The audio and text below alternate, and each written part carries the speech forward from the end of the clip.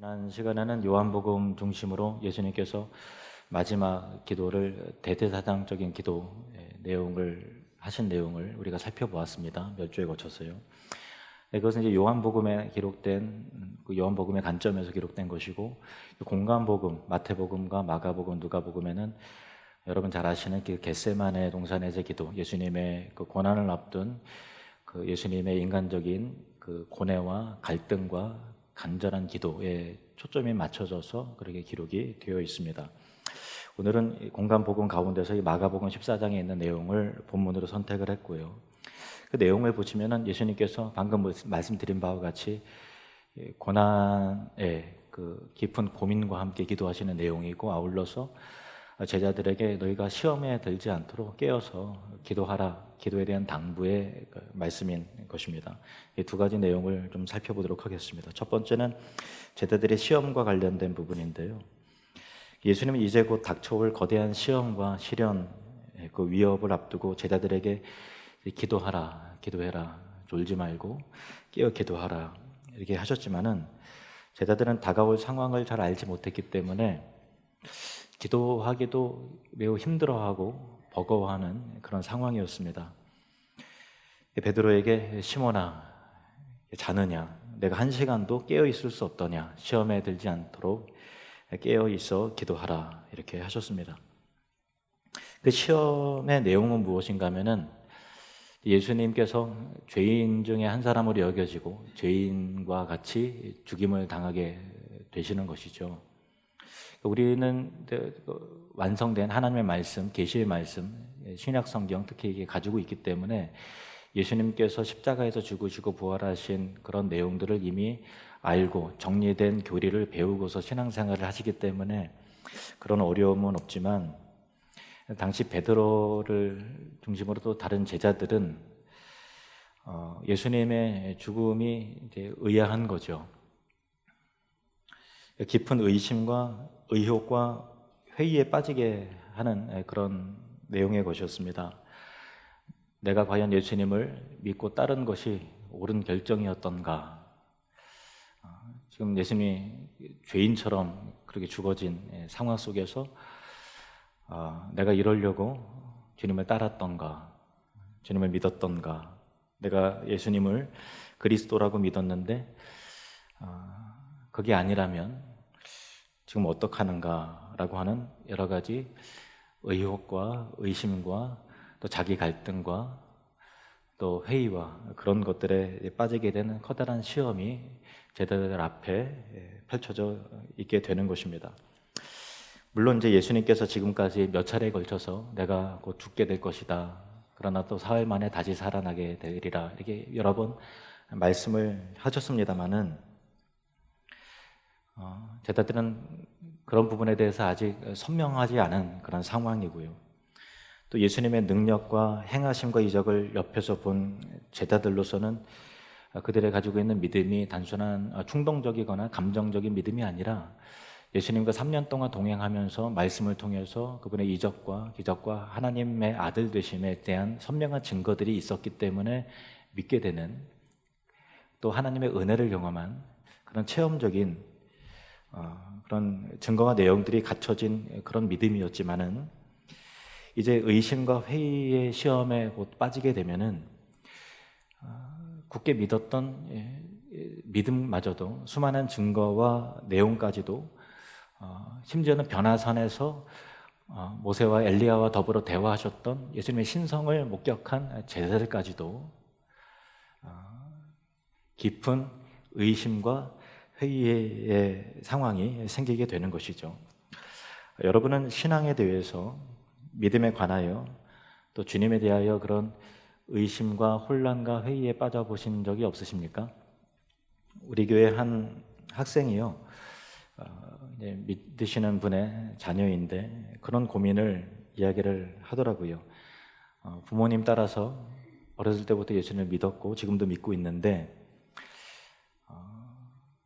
실제로 내가 계시지 않는 분을 믿고 있는 건 아닌지, 천국이 있는 줄로 알았는데 결국엔 가보면 천국이 없는 건 아닌지 라고 하는 이런 혼란과 의심이 들어오는데, 그것 자체가 두렵다. 자기의 믿음이 허무한 믿음이면 어떡하는가라고 하는 것에 대한 두려움이 있다고 그렇게 저한테 솔직하게 얘기를 하더라고요. 그래서 제가 그 아이의 믿음을 돕는 하나님의 살아계심에 대한 여러 가지 그 일반 계시의 증거와 또 성경의 증거들을 간단하게 이야기해 주면서 이런 말을 덧붙였어요. 원래 믿음이라는 것이 자기 믿음이 되기 위해서는 의심과 고민이라는 과정을 거쳐서 견고하게 그 믿음이 커가는 거다. 그렇게 이야기를 했습니다.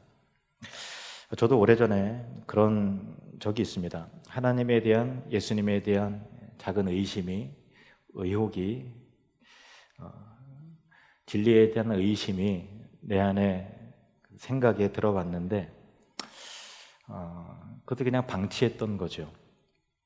그 의심이 마음 한가운데 그대로 두도록, 그리고 그 의심에 대해서 점점 이리 굴리고 저리 굴리고 했더니 그 의심과 혼란이 점점 더 커져서 저의 신앙과 믿음의 토대까지 흔드는 상황까지 생긴 거예요.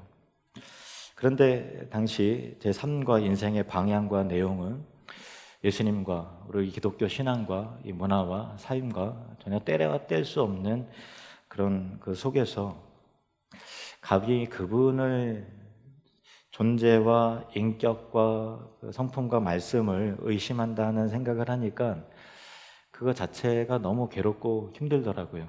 주일이면 와서 예배를 드리는데 내 마음 가운데는 의심과 의혹이 자라나고 있고 아무렇지도 않은 것 같은 그런 표정으로 그 이중적인 그런 저의 내면의 그 모습이 그거 자체가 너무나 힘들었습니다. 그렇다고 교회와 신앙의 길에서 이탈할 배짱도 없었고 또 제 의심과 고민을 감히 누구와도 나눌 수가 없었습니다. 어린 시절에 아무런 의심 없이 고민 없이 순수하게 예수님을 그냥 그렇게 단순하게 믿던 그 시절이 차라리 정말 행복했다라는 생각을 했고요. 그리고 이 마음 가운데 이 믿음과 의심이 뒤섞여 있다는 것 자체가 참 지옥이구나 그런 생각을 했습니다. 그래서 저 천국에 가면은 더 이상 의심하지 않아도 되니까 그것 자체가 행복이겠다 그런 생각도 했었습니다. 그런데 하나님의 긍휼히 여기심과 또 사랑으로 또 말씀과 바른 교리 안에서 의심과 회의의 안개가 걷어지게 되고 또 극복되어지고 믿음이 회복된 이후에 의심과 회의 가운데 방황했던 그때의 상황을 제가 관찰하면서 겪어내면서 몇 가지 깨달은 점이 있는데 그것이 여러분에게 좀 도움이 되었으면 좋겠습니다. 첫 번째는 하나님을 의심할 때는 그 의심 자체가 자기가 이성적이고 지성적이기 때문에 의심한다고 생각을 하는데 사실은 그 마음의 어두움과 완악함과 하나님을 거절하는 이 죄성이 하나님에 대한 의욕을, 의심을, 진리의 말씀을 거절하게 만든다라는 것입니다. 살아계신 하나님의 충만한 증거와 내용들, 성경에 말하는 것, 예수 그리스도의 실제와 그리고 죽으심과 부활하심이 역사 속에서 또 말씀 안에서 진리라는 충분한 증거와 또 논리가 있음에도 불구하고 부정해버리는 자기 한계와 어리석음과 완악함과 사악함으로 인해서 의심하게 된다는 것입니다. 로마서 1장 19절에서 20절 말씀을 보시겠습니다. 이는 하나님을 알만한 것이 그들 속에 보임이라. 하나님께서 이를 그들에게 보이셨느니라. 창세로부터 그의 보이지 아니하는 것들 곧 그의 영원하신 능력과 신성이 그가 만드신 만물에 분명히 보여 알려졌나니 그러므로 그들이 핑계하지 못할지니라. 아멘. 그리고 제가 두 번째로 깨달은 것은 믿는 것도 그리고 믿음을 유지해 나가는 것도 하나님의 은혜구나라는 걸 깨달았어요. 믿음을 갖는 것도 주께서 주시는 은혜요, 믿음을 지키는 것도 순전히 하나님의 은혜로 되는 것이죠. 그래서 예수님께서 대제사장의 기도를 요한복음 17장에 있는 내용대로 기도하시면서 제자들의 믿음이 회복되도록 잃어버린 바 되지 않도록 지상에 세워질 교회와 성도가 세상에 있으나 악과 의심에 물들어 버리지 않도록 그들의 믿음을 지켜주시고 보존해달라고 예수님께서 간절히 기도하신 그런 부분도 우리 인간의 힘으로, 연약함으로 그 믿음을 지켜낼 만한 의와 힘이 우리 인간에게 없기 때문에 예수님께서 간절히 그렇게 기도하러 그렇게 중보하셨던 그런 것이죠. 또 세 번째로 깨닫게 된 것은, 그 당시에 제가 하나님 믿음과 의심이 뒤섞여 있었다 그랬잖아요. 그때 제가 기도했던 그런 내용이, 하나님, 제가 지금 굉장한 혼란과 의심의 과정을 지금 겪고 있지만 제가 이 믿음이 혼란과 방황이 회복되거든 저와 같이 의심하고 고민하는 사람들의 믿음을 회복해 하는 일에, 그들을 의심한다고 믿음 없다고 정죄하는 자리에 서는 것이 아니라 그들을 끌어안고 그들을 위하고 그들의 믿음을 북돋아 줄 수 있는 그 일에 저를 사용해 주십시오 라고 기도를 했었는데, 제 삶을 돌이켜 보니까 제 안에 굉장히 혼란을 겪었던 그 시절마저도 하나님께서 저를 더 단단하게 만드시고 또 하나님의 뜻을 이루는 과정으로서 사용하시는 하나님의 주권과 섭리적 은총이 택하신 신자를 감싸고 있다는 사실을 깨닫게 되었습니다. 예수님은 제자들에게 이러한 큰 시험이 오리라는 것을 알고 계셨습니다. 예수님을 부인하고 의심하고 상황을 두려워하고 피하여 숨고 도망하리라는 것을 알고 계셨습니다. 그래서 시험이 들지 않도록 깨어 기도하라 이렇게 말씀하셨던 것이죠. 그런데 그들은 깨어있지 못했고요, 기도하지 못했습니다. 그들은 두려움과 그리고 육체적인 피로함과 슬픔 속에서 잠들어 버렸습니다. 그들은 찾아올 마귀의 커다란 위협과 시험을 분별할 수도 없었고 이겨낼 힘도 없었던 것입니다. 이처럼 인간은 참 연약한 존재죠. 과연 예수님이 잡히실 때 제자들은 뿔뿔이 흩어지게 되었고, 예수님과 함께 내가 오게도 같이일 것이고 죽기까지 각오하였습니다 라고 호언장담했던 베드로는 이 일이 있는 몇 시간 후에 3번이나 예수님을 부인하고 저주하면서 예수님을 그렇게 부인했습니다. 배반을 했습니다. 예수님이 십자가에서 죽으신 이후에 제자들은 깊은 회의와 낙담에 빠졌고, 예전처럼 우리 고기나 잡으러 가자, 그래서 대다수의 제자들이 다시 갈릴리 어부의 그 모습으로 되돌아갔습니다. 이것이 인간의 약함의 실상입니다. 저와 여러분도 참 연약한 자들입니다. 그러나 그들의 믿음과 사명이 다시 회복된 것은 부활하신 그 예수님이 그들에게 다시 찾아오셨기 때문입니다. 결국 제자들이 시험에 깊이 들어서 영적인 늪에 깊이 빠졌으나 극복하여 사도로 거듭나게 된 것은 다시 그들을 거절하지 않고 뿌리치지 않고 다시 다가오시고 회복시켜 주시는 주님의 사랑과 은혜가 그들에게 임했기 때문이었던 것입니다.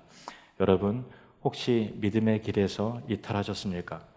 영적인 침체와 두려움과 의욕과 의심에 사로잡히셨습니까? 여러분을 회복해 하시는 주님의 은혜가 임하기를 바랍니다. 그리고 시험을 이겨내어 믿음이 회복되도록 깨어 기도하십시오. 두 번째 내용은 예수님의 고난과 시험에 관한 내용입니다. 이것은 금방 말씀드린 제자들이 경험하는 그 의심과 시험과 두려움보다 비교할 수 없을 정도로의 커다란 시험과 고통이었습니다. 예수님이 지금 이 겟세마네 동산에서 기도하고 계신데, 이 겟세마네라고 하는 이 지명의 명칭은 기름을 짜는 틀이라는 그런 의미입니다. 예수님께서는 감난산에 오르셨어요. 감난산 서편 쪽에 겟세마네 동산이 있는데, 감난산은 감남유, 그러니까 올리브가 많이 열리는 거예요. 그래서 그 감난산 서편에 기름을 짜는 틀이 있었기 때문에 거기에 사람들이 수확을 하면 거기서 기름을 짜내는 것인데, 주께서 땀을 핏방울같이 쏟으시면서 시험의 마지막 순간을 겪으시는 장소가 기름을 짜는 곳이었다라고 하는 것은 매우 암시적인 것입니다. 33절, 34절 말씀을 같이 읽으시겠습니다. 33절, 34절 시작. 베드로와 야고보와 요한을 데리고 가실새 심히 놀라시며 슬퍼하사 말씀하시되 내 마음이 심히 고민하여 죽게 되었으니 너희는 여기 머물러 깨어 있으라 하시고 아멘. 제자들과 함께 겟세마네 동산에 오르셨는데 특별히 예수님께서는 베드로와 세베대의 두 아들 야고보와 요한을 세 사람을 따로 이렇게 부르셔서 이게 더 다른 장소로 이동을 하십니다. 예수님께 변화산에서도 이 베드로와 야고보와 요한을 따로 챙기셨지요. 그 이유는 정확하게 잘 모르겠습니다만은 오늘 경우에도 예수님께서는 가장 두렵고 어려운 시험을 겪으시면서 이 세 사람을 따로 불러내어서 자신의 마음이 어떠한지 이 제자들에게 솔직하게 고백하고 알려주셨습니다. 그 내용은 내 마음이 심히 고민하여 죽게 되었다. 이게 얼핏 읽으면 예수님께 그렇게 말씀하셨나 보다 생각하지만 예수님께서 하나님의 아들이신 이 예수님께서 제자들에게 인간 제자들에게 내 마음이 고민이 돼서 진짜 죽을 지경이다 라고 자신의 심경을 솔직하게 이렇게 고민을 말씀하셨다는 것 자체가 굉장히 우리에게 좀 낯설 수 있어요. 우리는 그동안 예수님의 신성에 초점이 맞춰져서 잘 이해되지 않을 수 있는 부분이지만 예수님은 또한 완전한 한 사람이었고 완전한 인간이셨다는 것을 기억해야 할 것입니다. 심히 고민했다라는 얘기는 이 고민이라고 하는 단어는 그 안에 내적인 충돌과 싸움이 일어났다라고 하는 단어예요. 거대한 힘이 예수님 안에서 부딪히는 거예요. 엄청난 싸움이 갈등이 일어나는 것입니다. 그래서 예수님 안에서 겨루어지고 충돌하면서 고통스럽게 하는 그런 상황이셨습니다. 그리고 또 심히 고민하여 죽게 되었다라고 했는데 이 죽게 되었다라고 하는 것은 몇 시간 후에 내가 죽을 것이다라고 하는 어떤 예언적인 말씀이 하는 것이 아니라 예수님께서는 지금 이 순간 이 장소에 내가 지금 죽음을 경험하고 있다라는 것을 제들에게 말씀하고 계신다라는 거예요. 십자가의 죽음의 고통은 그의 몸이 나무에 매달리고 손발이 못 박히는 그 순간에 비로소 시작된 것이 아니라 이미 이때부터 시작이 되었다라는 것입니다. 사실 예수님은 가나 혼인잔치에서 가나 혼인잔치라는 것은 예수님께서 사역을 시작하시면서 첫 번째 이적을 행하신 그런 곳이죠. 그때 예수님의 모친 마리아가 저들에게 포도주가 다 떨어졌다라고 하니까 예수님께서 여자여 내 때가 아직 이르지 않아야 하였나이다 이렇게 말씀하셨죠. 그러니까 늘 예수님께서는 나의 때, 죽음의 때, 대속의 때를 늘 마음 가운데 품고 계시고 단 한순간도 그 머릿속에서 그 뇌리에서 그것을 지워버린 적이 없으셨습니다.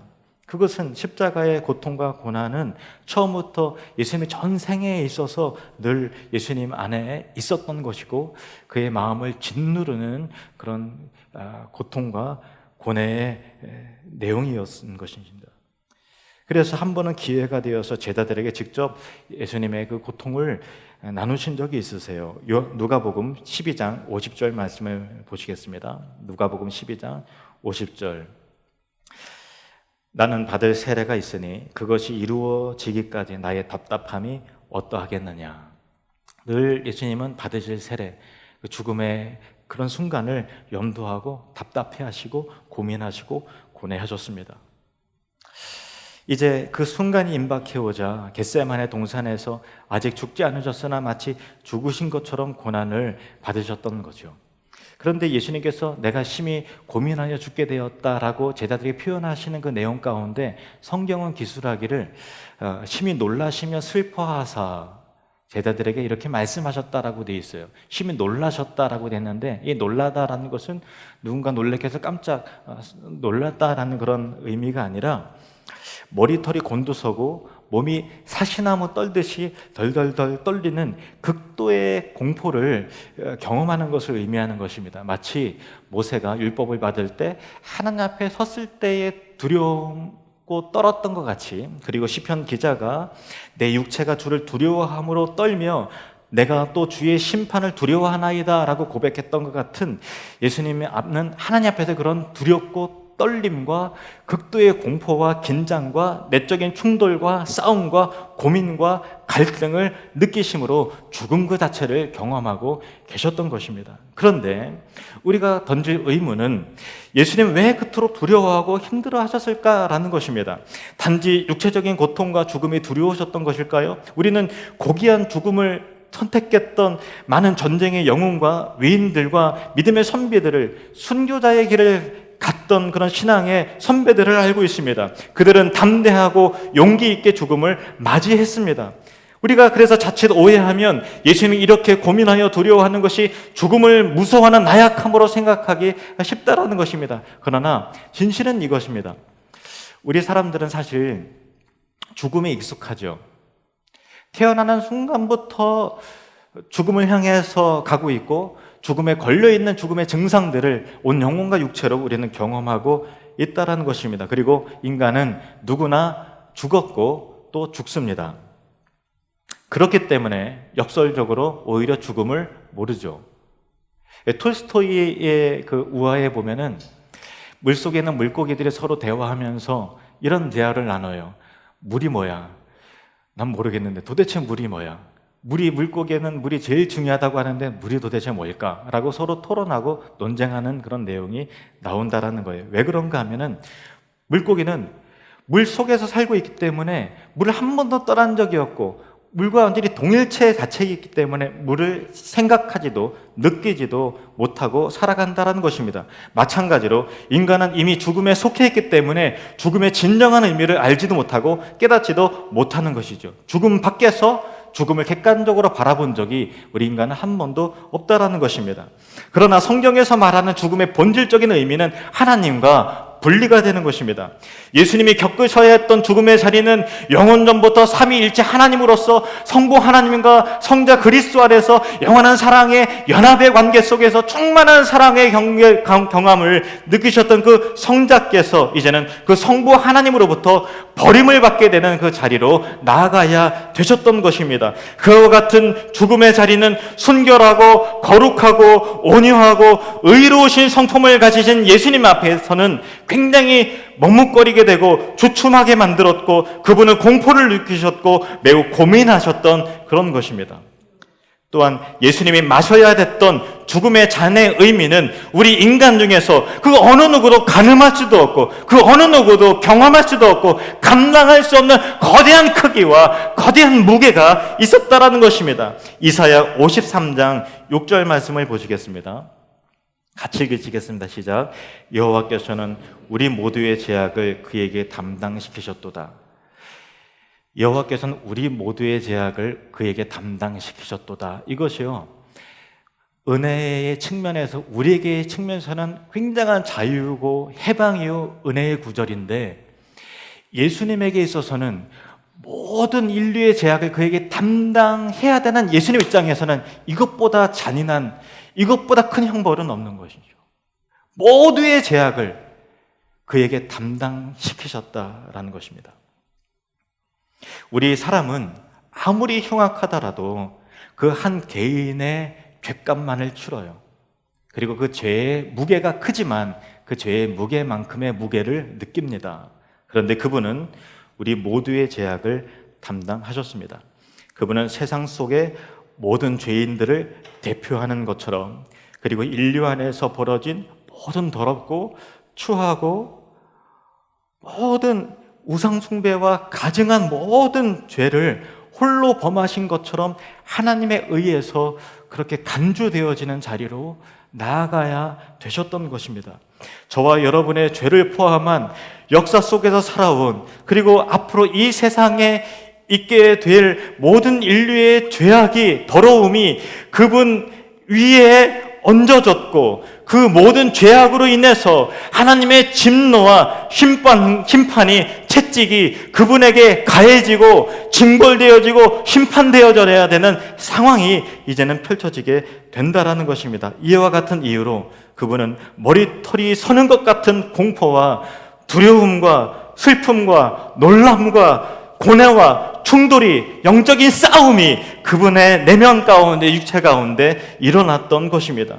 여러분이 아시는 것 같이 다음날 십자가에 달리신 예수님을 성부 하나님께서는 철저하게 외면하심을 통해서 빛이 그 빛을 잃고 그 어둠 속에 그 아들을 몰아넣으셨을 정도로 하나님은 철저하게 그를 징벌하시고 외면하시고 그를 고독하게 가두셨던 것입니다. 예수님은 엘리 라마 사막다니, 나의 하나님 나의 하나님 어찌하여 나를 버리셨나이까 하고 절규하셨던 것입니다. 이 모든 상황 속에서 예수님은 매우 간절히 힘써 기도하셨습니다. 겟세마네라는 이름대로 기름을 짜내듯이 간절히 기도하셨던 것입니다. 누가복음 22장 44절 말씀 보시겠습니다. 예수께서 힘쓰고 애써 더 간절히 기도하시니 땀이 땅에 떨어지는 핏방울같이 되더라.